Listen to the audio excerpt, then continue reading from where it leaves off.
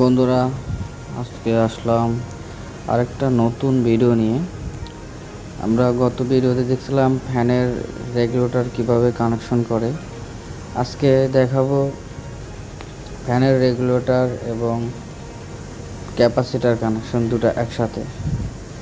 দেখেন, প্রথমে আমাদের ফ্যানের রেগুলেটর হচ্ছে প্রথমে ফেজ সুইচে যাবে এবং সুইচ থেকে রেগুলেটর থেকে একদম ফ্যানের কেবলে যাবে, ফ্যানের যে তার আছে সেই তারের সাথে যাবে।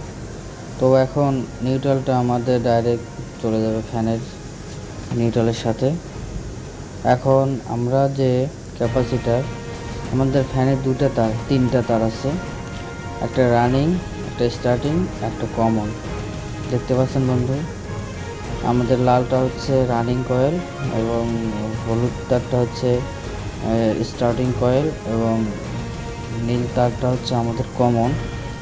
তো আমাদের রানিং কয়েলে ক্যাপাসিটারের এক তার এবং স্টার্টিং কয়েলে ক্যাপাসিটারের আরেকটা তার গেছে।